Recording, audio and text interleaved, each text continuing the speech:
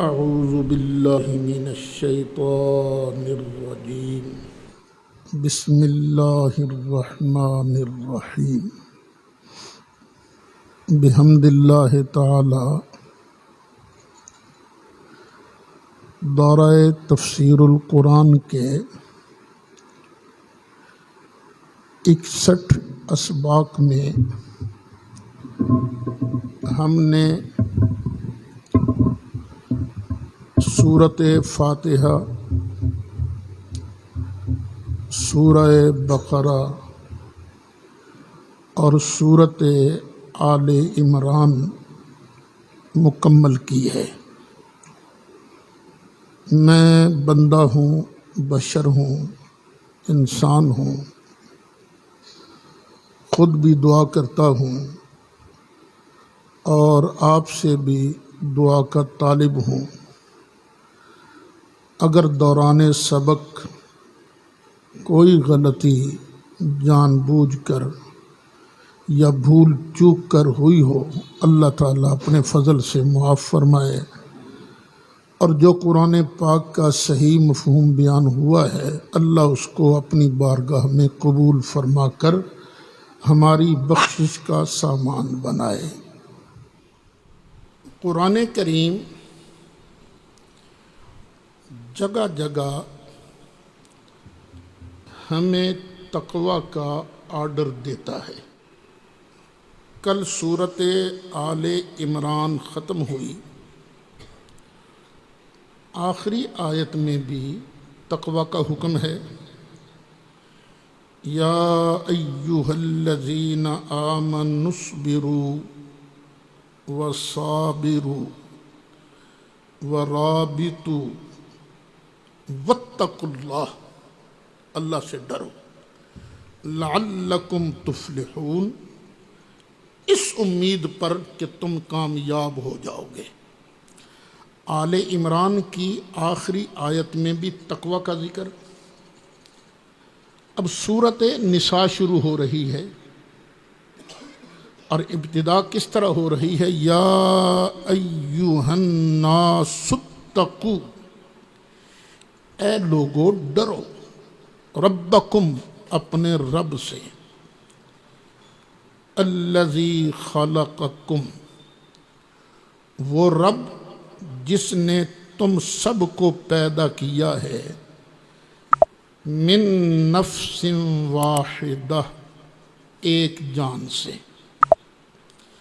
وہ ایک جان کون سی ہے؟ حضرت آدم علیہ السلام۔ وَخَلَقَ مِنْهَا زَوْجَهَا، اور پیدا فرمایا اسی ایک جان سے اس کے جوڑے کو، حضرت حوا کو حضرت آدم علیہ السلام سے ہی پیدا کیا گیا۔ اور ایک جان سے تبھی ہو سکتے ہیں نا جب حضرت حوا بھی انہی میں سے پیدا ہوئی ہوں۔ اگر حضرت حوا الگ ہوں تو پھر سارے انسان ایک جان سے تو نہیں پیدا ہوئے نا، پھر دو جانوں سے پیدا ہوں گے۔ تو صحیح ترجمہ کیا ہے؟ اے لوگو ڈرو اپنے رب سے جس نے تم کو پیدا کیا ہے ایک جان سے، اور اسی ایک جان سے اللہ نے ان کا جوڑا پیدا فرمایا۔ وَبَثَّ مِنْهُمَا رِجَالًا كَثِيرًا وَنِسَاءً، پھر اللہ تعالیٰ نے ان دونوں سے پھیلا دیے بہت سے مرد اور بہت سی عورتیں۔ پیار والی بات ہے، سندن پتہ نہیں کتنی صحیح ہے، یہ تو ماہرین رجال ہی بیان کر سکتے ہیں۔ ایک دیوبندی عالم ہیں اشرف علی صاحب تھانوی، انہوں نے بھی اس کو لکھا ہے کہ اللہ تعالیٰ نے آدم علیہ السلام کو پیدا کیا، جنت میں اکیلے ہی رہتے تھے، ایک دن سوئے، بائیں پسلی سے حضرت حوا کو پیدا کر دیا۔ آدم علیہ السلام کی آنکھ کھلی تو دیکھا کہ اپنی جنس موجود ہے، دل میں بڑا پیار آیا، لگے ہاتھ لگانے، اللہ نے فرمایا ٹھہر جا آدم، ٹھہر جا، پہلے حق مہر تو ادا کر دے۔ یا اللہ کیا حق مہر ادا کروں؟ فرمایا 30 مرتبہ ہمارے محبوب پر درود و سلام کا نذرانہ پیش کر دے، تیرا حق مہر ادا ہو جائے گا۔ پھر فرمایا واتقوا اللہ، اللہ سے ڈرو، الذی تساءلون بہ، وہ اللہ جس کے نام پر تم ایک دوسرے سے مانگتے ہو۔ اے رب دا نام ہی مینوں شے دیویں نا، اللہ کے نام پر مجھے کچھ دو، یہ کہتے ہو نا تم ایک دوسرے سے۔ جس اللہ کے نام پر تم ایک دوسرے سے سوال کرتے ہو اس اللہ سے ڈرو۔ ساتھ ہی فرمایا والارحام، اور ڈرو تم رشتہ داریاں توڑنے سے، رشتہ داریاں مت توڑنا۔ یہ جو رشتہ داریاں کے لیے لفظ ہے نا والارحام، ارحام یہ جمع ہے رحم کی۔ نبی کریم علیہ السلام نے فرمایا یہ رحم جو ہے یہ رحمان کے عرش کے ساتھ لٹکا ہوا ہے، اور یہ ندا کرتا ہے جس نے مجھے ملایا اللہ اس کو ملائے گا، اور جس نے میرا تعلق توڑا اللہ اس کو توڑے گا۔ تو خیال رکھا کیجئے، رشتہ داریاں نبھائیے۔ رشتہ داریاں نبھانا یہ بہت بڑے اجر کا سبب ہے۔ ویسے ہے بڑا مشکل رشتہ داریاں نبھانا، کئی بار میں بیان کر چکا ہوں۔ رشتہ دار کو کہتے ہیں اقرب، حمزہ کے ساتھ قریبی، اور ایک ہوتا ہے عین کے ساتھ اقرب، اس کا معنی ہے بچھو۔ الاقرب هو الاقرب، یہ قریبی بچھو ہی ہوتے ہیں، ڈنگ مارتے ہیں، تنگ ہوتا ہے، لیکن بندے کا کمال کیا ہے؟ اب بندے تجھ پر لازم کیا ہے جو نبی پاک کا غلام ہے، اللہ سے ڈرتا ہے۔ ایک صحابی نے نبی کریم علیہ السلام کی بارگاہ میں عرض کیا آقا مجھے میرے رشتہ دار تنگ ہی کرتے ہیں لیکن میں ان کو تنگ نہیں کرتا، میں ان کی سہولت کا سبب بنتا ہوں، وہ مجھے دکھ دیتے ہیں میں انہیں سکھ دیتا ہوں، وہ میرے لیے زحمت بنتے ہیں میں ان کے لیے رحمت بنتا ہوں۔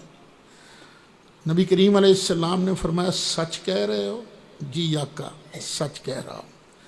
فرمایا پھر جب تک تو ایسے کرتا رہے گا ایک فرشتہ تیری مدد کے لیے اللہ تیرے ساتھ کھڑا رکھے گا۔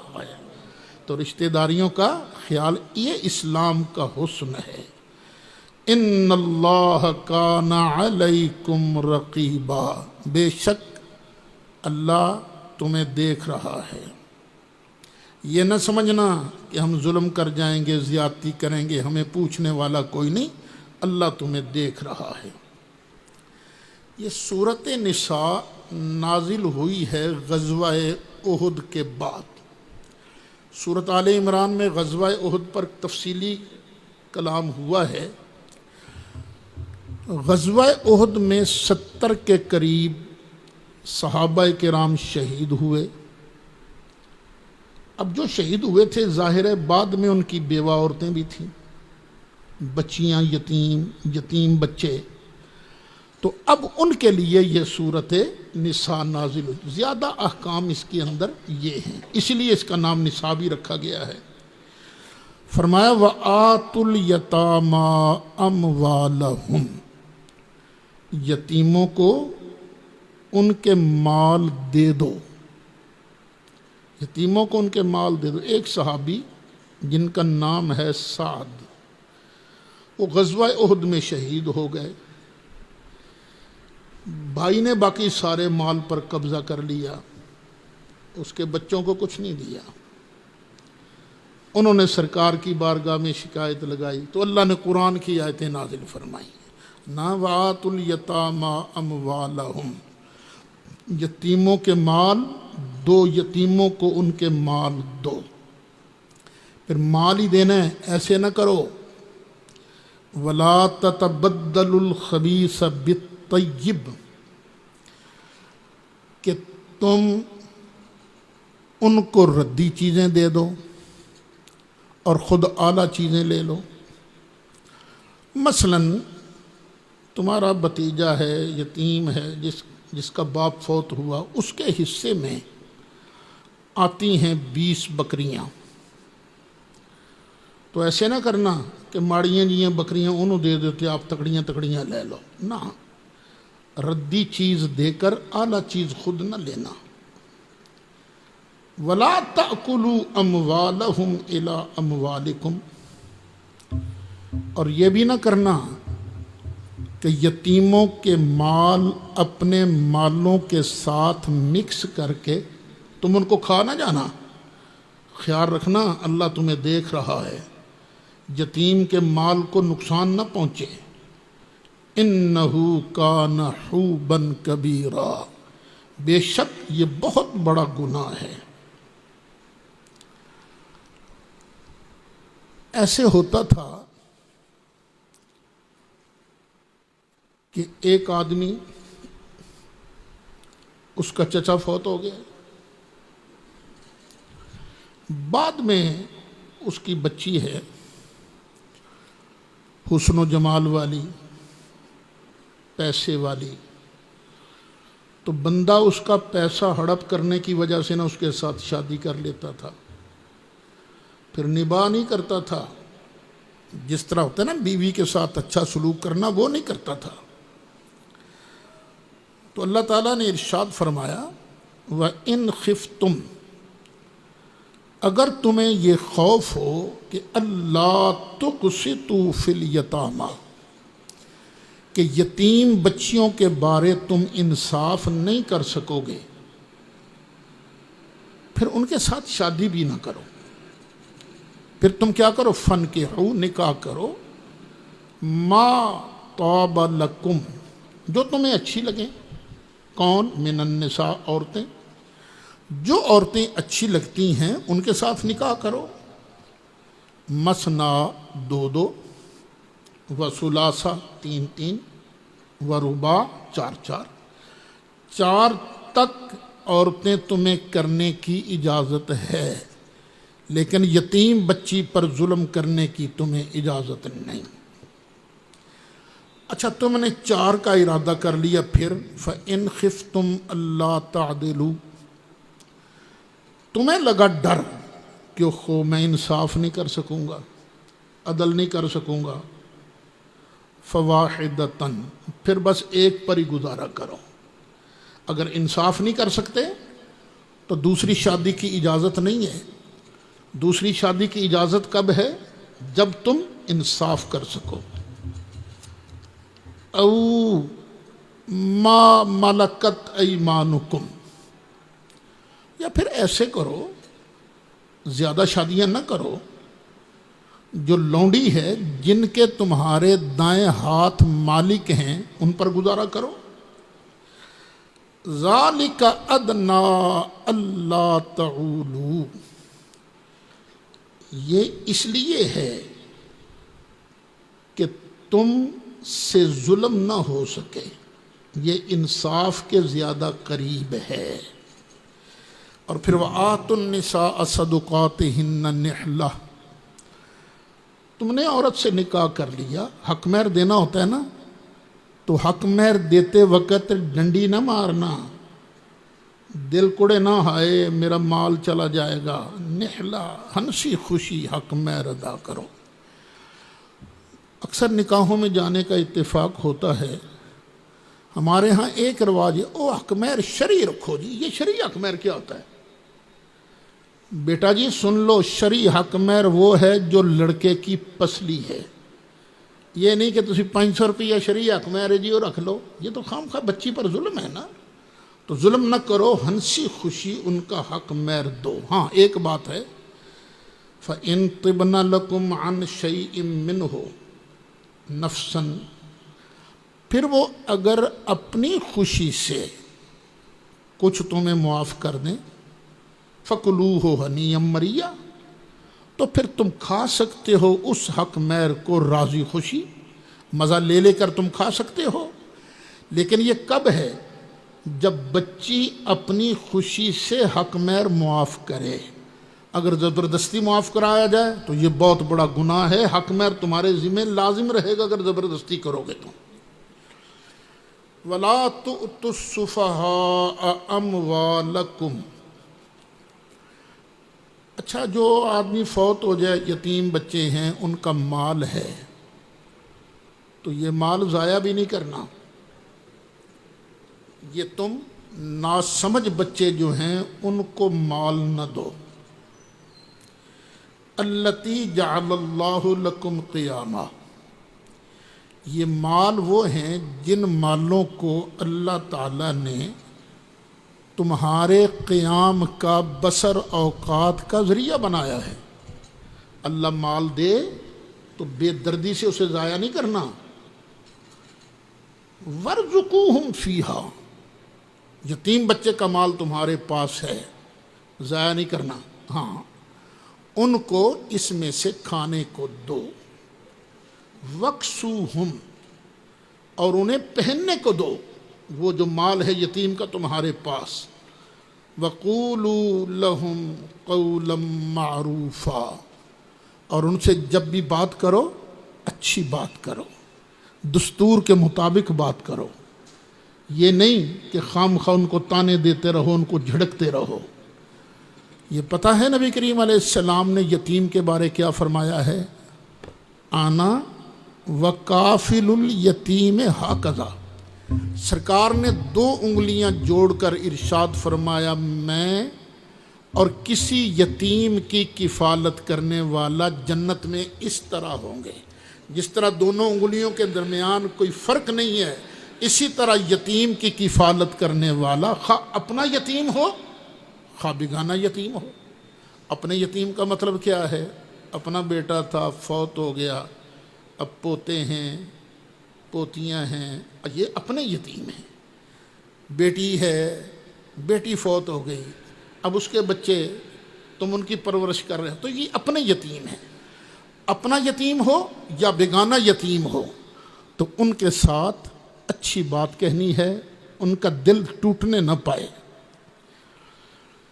اچھا، پھر وہ تمہارے پاس جو مال ہے نا، وَابْتَلُوا الْيَتَامَى، یہ یتیموں کی نا ذرا پرکھ بھی کرتے رہو، یہ سیاںا ہوا ہے کہ نہیں ہلے، کبھی سودا لینے بھیج دیا، کبھی کسی کام بھیج دیا، پتہ چل جائے یہ سنبھال سکتا ہے کہ نہیں۔ حَتَّى إِذَا بَلَغُوا النِّكَاحَ، یہاں تک کہ وہ نکاح کی عمر تک پہنچ جائیں۔ نکاح کی عمر کیا ہے؟ جب بچے کو احتلام شروع ہو جائے، یہ ہے پہلی شے۔ اگر یہ نہیں تو ناف کے نیچے اگر بال اگنے شروع ہو جائے تو اب یہ بلوغت کی حد کو پہنچ گیا ہے۔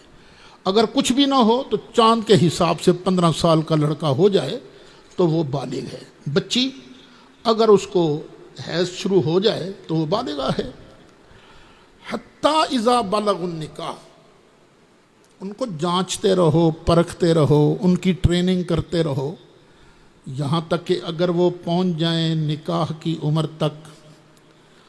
فَإِنْ آنَسْتُم مِّنْهُمْ رُشْدًا، پھر اگر تم نے ان میں سے ہدایت محسوس کر لی، عقل تم نے پرکھ لی کہ واقعی اب سیانے ہو گئے ہیں، اپنا مال سنبھال سکتے ہیں، فَادْفَعُوا إِلَيْهِمْ أَمْوَالَهُمْ، اگر وہ ناسمجھ ہوں پھر نہیں مال دینا، اگر سمجھدار ہو جائیں تو پھر تم ان کو ان کے مال دو۔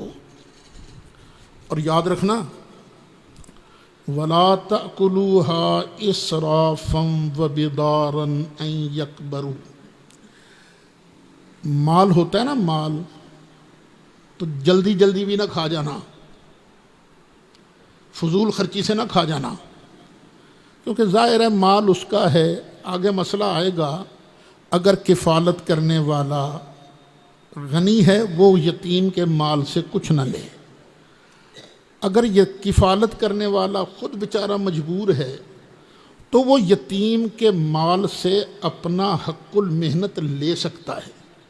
اب اس کو فرمایا جا رہا ہے اوئے یتیم کے مال کو نہ جلدی جلدی میں نہ کھا جانا، فضول خرچ سے نہ کھا جانا، وہ بیدار نہ یکبرو، یہ بڑے نہ جلدی ہو جائیں کہیں، اس لیے مکاؤ مال نو، یہ نہ کرنا۔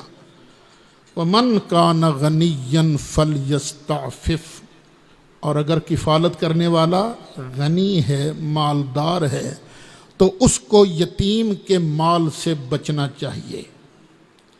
وَمَنْ كَانَ فَقِيرًا، اور جو فقیر ہو، فَلْيَأْكُلْ بِالْمَعْرُوفِ، تو اس کو مناسب طریقے سے کھانا چاہیے، جو رواج ہے اس میں سے اس کو اتنا لے لینا چاہیے کہ لوگوں کے سامنے جب کیس جائے کہ جی یتیم کا مال تھا اور میں نے اتنا اس کا حق المحنت لیا ہے، تو کوئی یہ نہ کہہ سکے تو تے بیڑا ہی غرق کرتا ہے، تو تے مال ہی اجاڑ دیتا ہے، نہ، معروف طریقے سے تم نے اس کا مال ہے۔ فَإِذَا دَفَعْتُمْ إِلَيْهِمْ أَمْوَالَهُمْ، اچھا پھر یتیم کو جب مال دینے لگو نا تو ایک کام اور کرنا، فَأَشْهِدُوا عَلَيْهِمْ، تو مال دیتے وقت گواہ بنا لینا تاکہ تم پر پھر الزام نہ لگے جی یتیم کا مال ہڑپ کر گیا ہے، چپ کر کے نہیں دینا، گواہ بنانا ہے۔ وَكَفَى بِاللَّهِ حَسِيبًا، اور اللہ تعالیٰ کافی ہے حساب لینے والا، اللہ سے بڑھ کے کون حساب لے گا، وہ کافی ہے۔ تم یہاں ڈنڈی مارو گے نا، وہ تو اندر کی بھی جانتا ہے۔ لِلرِّجَالِ نَصِيبٌ مِّمَّا تَرَكَ الْوَالِدَانِ وَالْأَقْرَبُونَ، مردوں کا بھی حصہ ہے اس میں سے جو ماں باپ نے چھوڑا اور رشتہ داروں نے چھوڑا، قریبیوں نے، تو مردوں کا بھی اس میں سے حصہ ہے۔ وَلِلنِّسَاءِ نَصِيبٌ مِّمَّا تَرَكَ الْوَالِدَانِ وَالْأَقْرَبُونَ، اور عورتوں کا بھی حصہ ہے اس مال میں سے جو والدین نے چھوڑا یا قریبی رشتہ داروں نے چھوڑا۔ اچھا پہلے یہ ہوتا تھا اسلام سے پہلے، جب کوئی مرتا تھا نا تو جو بڑا بیٹا ہوتا تھا سارا مال وہی ہڑپ کر جاتا، نہ عورتوں کو کچھ دیتے تھے نہ چھوٹے بچوں کو۔ کہتے تھے جی جنگ میں تو ہم نے جانا ہوتا ہے نا، اس لیے ان کا کیا کام ہے، ان کو ہم کیوں دیں؟ تو قرآن نے اس برے رواج کو بھی توڑ کے رکھ دیا، نہیں، مردوں کا بھی حصہ ہے اور عورتوں کا بھی حصہ ہے۔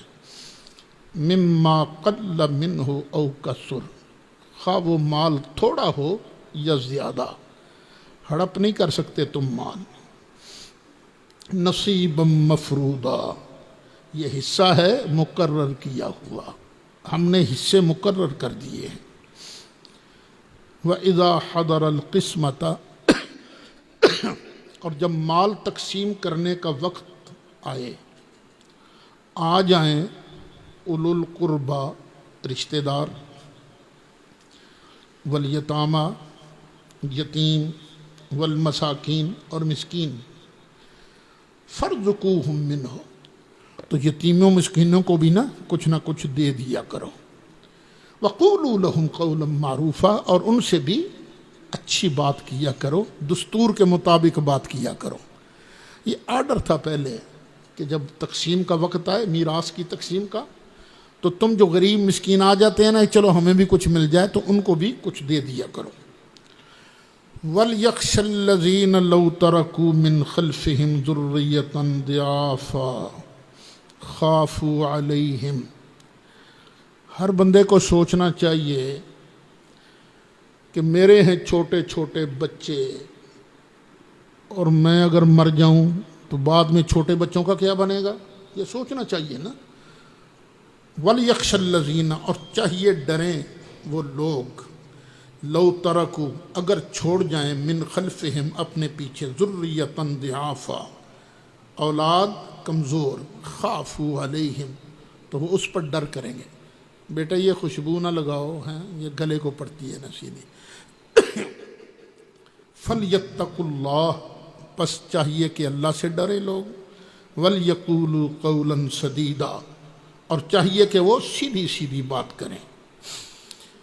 آگے اللہ تعالیٰ نے مہر لگائی، ان الذین یأکلون اموال الیتامی ظلما، بے شک جو لوگ یتیموں کا مال ظلم کرتے ہوئے کھاتے ہیں، انما یأکلون فی بطونہم نارا، وہ اپنے پیٹوں میں آگ کھا رہے ہیں، مال نہیں، گندم نہیں، آٹا نہیں، گھی نہیں، وہ اپنے پیٹ کے اندر آگ جمع کر رہے ہیں۔ وَسَيَصْلَوْنَ سَعِيرًا، اور وہ جائیں گے جہنم کے اندر، ان قریب بھڑکتی ہوئی آگ کے اندر جائیں گے۔ اب اس کے بعد اللہ تعالیٰ نے مال کے حصے کر کے بتایا، جب کوئی بندہ فوت ہو جائے تو مرنے والے کے بعد اس کے عزیز و اقارب کو کیا کیا ملے گا۔ یوصیکم اللہ فی اولادکم، وصیت فرماتا ہے اللہ تعالیٰ تمہیں تمہاری اولاد کے بارے میں۔ للذکر مثل حظ الانثیین، ایک بیٹے کو ملے گا دو بیٹیوں کے حصے کے برابر، بیٹے کو دو بیٹیوں کے حصے کے برابر ملے گا۔ فَإِن كُنَّ نِسَاءً فَوْقَ اثْنَتَيْنِ، اگر کسی کے ہاں بیٹا نہیں، ایک بیٹی ہو تو اس کا حکم آگے آ رہا ہے، لیکن اگر بیٹیاں ہوں دو یا دو سے زیادہ، پھر ان کو کیا ملے گا؟ یہاں یہ یاد رکھنا، یہ جو لفظ ہے نا فَإِن كُنَّ نِسَاءً فَوْقَ اثْنَتَيْنِ، یہاں فوق کا لفظ زائد ہے۔ قرآن مجید میں کبھی کبھی زائد الفاظ آ جاتے ہیں، جس طرح اللہ فرماتا ہے فَاضْرِبُوا فَوْقَ الْأَعْنَاقِ، بدر میں اللہ نے فرشتوں کو کہا مارے ہو انہاں کافراں دیاں توڑاں دے اتے مارو، توڑاں ہی مارنی ہے نا، تو یہاں فوق وہاں زائد ہے، ایسے ہی یہاں بھی زائد ہے۔ پھر اگر بیٹیاں ہوں دو یا دو سے زیادہ، فَلَهُنَّ ثُلُثَا مَا تَرَكَ، تو ان کو کیا ملے گا؟ 2/3، دو تہائی ان کو ملے گا جو اس نے چھوڑا ہے۔ وَإِن كَانَتْ وَاحِدَةً فَلَهَا النِّصْفُ، اور اگر ایک بچی چھوڑ کے گیا ہے، بچہ کوئی نہیں ہے، تو پھر اس بچی کو ملے گا آدھا۔ وَلِأَبَوَيْهِ لِكُلِّ وَاحِدٍ مِّنْهُمَا السُّدُسُ، ماں باپ چھوڑ کے گیا ہے تو ماں باپ میں سے ہر ایک کو ملے گا چھٹا حصہ، ماں کو بھی چھٹا حصہ، باپ کو بھی چھٹا حصہ۔ ان کان لہو ولد، یہ چھٹا حصہ کب ملے گا؟ اگر مرنے والے کا بچہ ہوا، تو اگر اولاد ہوئی تو ماں باپ کو ملے گا ہر ایک کو چھٹا چھٹا حصہ ملے گا۔ فَإِن لَّمْ يَكُن لَّهُ وَلَدٌ، پھر اگر مرنے والے کا کوئی بچہ نہیں ہے، وَوَرِثَهُ أَبَوَاهُ، اس کے وارث بن گئے اس کے ماں باپ، فَلِأُمِّهِ الثُّلُثُ، تو ماں کو ملے گا تیسرا حصہ، اور باقی سارے کا سارا باپ کو مل جائے گا اسبہ ہونے کی صورت میں۔ فَإِن كَانَ لَهُ إِخْوَةٌ، دیکھو نا قرآن کیا کھول کھول کے کیا ماہرانہ طور پر تقسیم فرما رہا ہے۔ فَإِن كَانَ لَهُ إِخْوَةٌ، پھر اگر مرنے والے کے بھائی ہوں، فَلِأُمِّهِ السُّدُسُ، بھائی ہوں بہن ہوں زیادہ تعداد میں ہوں، تو اس کی ماں کو ملے گا چھٹا حصہ، لیکن من بعد وصیۃ یوصی بها او دین، پہلے اس پر جو قرضہ ہے وہ قرضہ ادا کیا جائے گا، پھر اس نے جو وصیت کی ہے وصیت پوری کی جائے گی۔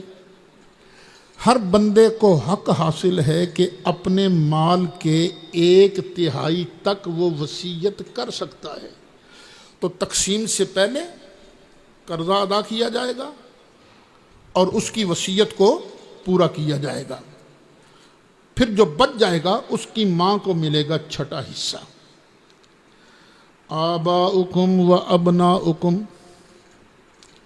تمہارے باپ تمہارے بیٹے، لا تدرون ایہم اقرب لکم نفعا، اور تم نہیں جانتے ان میں سے کون تمہیں زیادہ نفع دے سکتا ہے، نفع دینے کے قریب ان دونوں میں سے کون ہے، باپ سے زیادہ فائدہ ملے گا، بیٹے سے زیادہ فائدہ ملے گا، تمہیں نہیں جانتے۔ اب یہاں مسئلہ سمجھو، باپ نفع دیتا ہے کہ نہیں؟ دیتا ہے۔ بیٹا نفع دیتا ہے کہ نہیں؟ دیتا ہے۔ ہاں ہمیں نہیں پتہ باپ سے زیادہ نفع ملے گا یا بیٹے سے زیادہ نفع ملے گا، اور یہ جو وہابی لوگ کہنا شروع کر دیتے ہیں اللہ کے بغیر کوئی نفع دے ہی نہیں سکتا، یہ تو قرآن کی آیت کے خلاف ہے نا۔ قرآن کہتا ہے باپ بھی نفع دیتا ہے، ماں بھی نفع دیتی ہے۔ ہاں ایک بات ہے، یہ نفع دیتے ہیں اللہ کے اذن سے، اللہ کی عطا سے۔ اگر اللہ کا اذن نہ ہو، اللہ کی عطا نہ ہو، تو پھر کوئی بھی نفع نہیں دے سکتا، حتیٰ کہ نبی اور رسول بھی اسی وقت نفع دیتے ہیں جب اللہ کا اذن ہوتا ہے، اللہ کی عطا ہوتی ہے۔ فریضۃ من اللہ، یہ اللہ نے حصہ مقرر کیا ہوا ہے۔ ان اللہ کان علیما حکیما، بے شک اللہ تعالی علم والا ہے، حکمت والا ہے۔ وَلَكُمْ نِصْفُ مَا تَرَكَ أَزْوَاجُكُمْ إِن لَّمْ يَكُن لَّهُنَّ وَلَدٌ، تمہارا کوئی بیٹا بیٹی نہیں ہے، بچہ نہیں ہے، تمہاری بیوی فوت ہو گئی، عورتوں کا یعنی جو فوت ہوئی ہے اس کا کوئی ولد نہیں ہے، نہ بیوی نہ اس کی بچی ہے نہ بچہ ہے، وہ فوت ہو گئی تو اس کے فوت ہونے کے بعد خاوند کو ملے گا مال کا آدھا حصہ۔ کتنا ملے گا؟ نصف، آدھا۔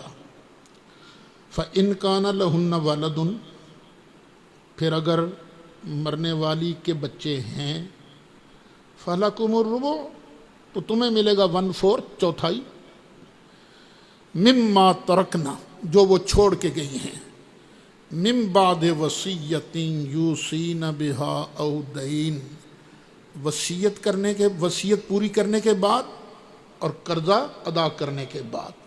اگر اس کے بچے ہیں تو خاوند کو ملے گا چوتھائی حصہ، اگر اس کے بچے نہیں، فوت ہو گئی، تو خاوند کو ملے گا آدھا۔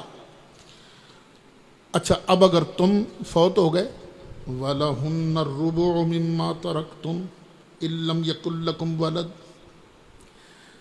اگر تم فوت ہو گئے، تمہارا بچہ کوئی نہیں، تو اب تمہاری بیویوں کو ملے گا چوتھا حصہ۔ فَإِن كَانَ لَكُمْ وَلَدٌ،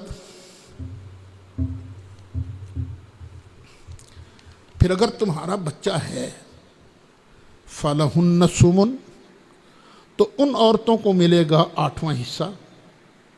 کس میں سے 8واں حصہ؟ مما ترکتم، جو تم نے چھوڑا، من بعد وصیت توصون بہا او دین، جو تم وصیت کر کے گئے ہو، وصیت پوری کر کے قرضہ ادا کرنے کے بعد جو مال بچے گا اس کا تمہیں ملے گا 8واں۔ وَإِن كَانَ رَجُلٌ يُورَثُ كَلَالَةً، اور مرنے والا اگر ہے ایسا بندہ جو وارث چھوڑ کے گیا کلالہ کو، ایسا بندہ جس کی نہ ماں نہ باپ نہ بیٹا نہ بیٹی، ہم کیا کہیں گے؟ اس نے کلالہ وارث چھوڑا ہے، یعنی کوئی نہیں۔ او امرأۃن، یا عورت ہے، وَلَهُ أَخٌ أَوْ أُخْتٌ، اس کا ایک بھائی ہے یا ایک بہن ہے، کوئی بھائی بہن ہو، سگے ہوں، باپ کی طرف سے ہوں، ماں کی طرف سے ہوں، فَلِكُلِّ وَاحِدٍ مِّنْهُمَا السُّدُسُ، تو ہر ایک کو چھٹا حصہ ملے گا۔ فَإِنْ كَانُوا أَكْثَرَ مِنْ ذَلِكَ، اگر ایک سے زیادہ ہیں تو پھر فَهُمْ شُرَكَاءُ فِي الثُّلُثِ، تو اب یہ تیسرے حصے میں سارے شریک ہو جائیں گے، مال کا تیسرا حصہ کیا جائے گا اور پھر ان سب میں بانٹا جائے گا۔ مِن بَعْدِ وَصِيَّةٍ يُوصَىٰ بِهَا أَوْ دَيْنٍ، وصیت پوری کرنے کے بعد اور قرضہ اتارنے کے بعد، غیر مدار، نقصان نہیں کسی کو دیا جائے گا، غیر مدار، یہ اسلام کا بنیادی اصول ہے، عدل، کسی کو نقصان نہیں دیا جائے گا۔ وصیۃ من اللہ واللہ علیم حلیم، یہ اللہ کا ارشاد ہے، اللہ کی طرف سے آرڈر ہے، اور اللہ تعالیٰ علم والا ہے، حلم والا ہے۔ تلک حدود اللہ، یہ ہے اللہ کے بارڈر، اللہ کی حدیں ہیں۔ وَمَن يُطِعِ اللَّهَ وَرَسُولَهُ، اور جو بندہ اللہ کی اطاعت کرے گا اور اس کے رسول کی اطاعت کرے گا، يُدْخِلْهُ جَنَّاتٍ تَجْرِي مِن تَحْتِهَا الْأَنْهَارُ، اللہ اس اطاعت کرنے والے کو ایسے باغات میں داخل کرے گا جن کے نیچے سے نہریں جاری ہیں، خالدین فیہا، وہ ہمیشہ اس میں رہیں گے۔ وَذَلِكَ الْفَوْزُ الْعَظِيمُ، اور یہ ہے بہت بڑی کامیابی۔ تقریباً ہر روز ہی سبق کے اندر ایسی آیت آ جاتی ہے جس میں اللہ تعالیٰ فرما برداروں کے لیے جنت کا اعلان فرما رہا ہے، جس طرح یہ آیت مبارکہ پھر سن لیجئے۔ وَمَن يُطِعِ اللَّهَ وَرَسُولَهُ، اور جو اطاعت کرے اللہ کی اور اس کے رسول کی، يُدْخِلْهُ جَنَّاتٍ تَجْرِي مِن تَحْتِهَا الْأَنْهَارُ، اللہ ان کو ایسے باغات میں داخل کرے گا جن کے نیچے سے نہریں جاری ہیں، ہمیشہ رہیں گے، اور یہ ہے بہت بڑی کامیابی۔ اب ذرا ٹھنڈے دل سے سوچئے، نبی کریم علیہ السلام نے 1,00,000 سے زیادہ صحابہ کو کلمے پڑھائے،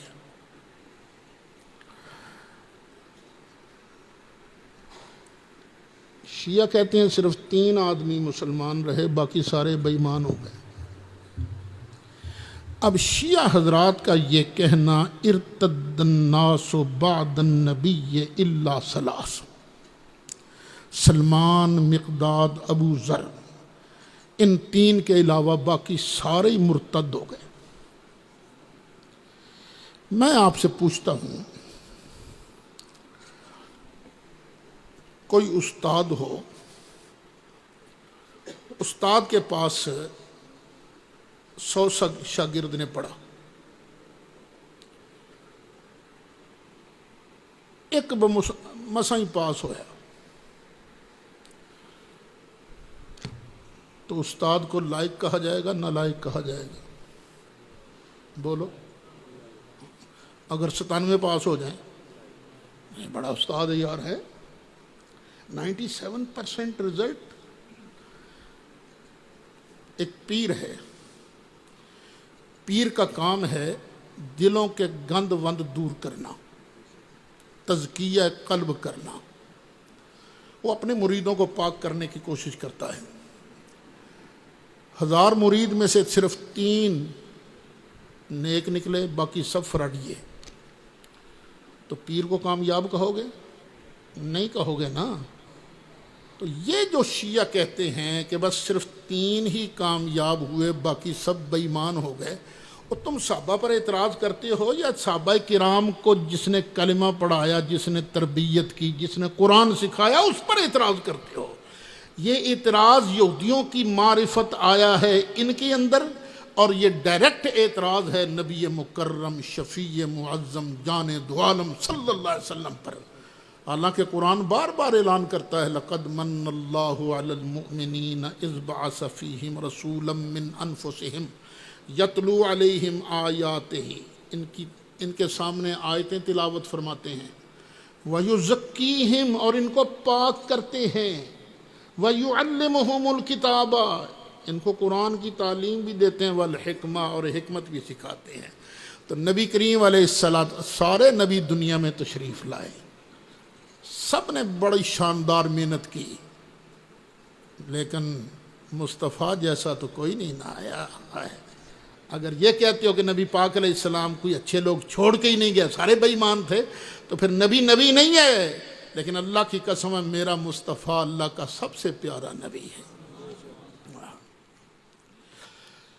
وَمَن يَعْصِ اللَّهَ وَرَسُولَهُ، اور جو نافرمانی کرتا ہے اللہ کی اور اس کے رسول کی۔ فرما برداروں کا انجام سن لیا، اب نافرمانوں کا سن لو۔ وَيَتَعَدَّ حُدُودَهُ، اور وہ اللہ کی حدوں سے تجاوز کرتا ہے۔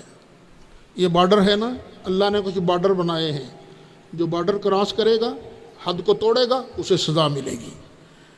يُدْخِلْهُ نَارًا خَالِدًا فِيهَا، تو اللہ اس کو جہنم کے اندر داخل کرے گا اور وہ اس میں ہمیشہ رہے گا۔ وَلَهُ عَذَابٌ مُّهِينٌ، اور اس کے لیے ذلیل کر دینے والا عذاب ہے۔ مولاي صل وسلم دائما ابدا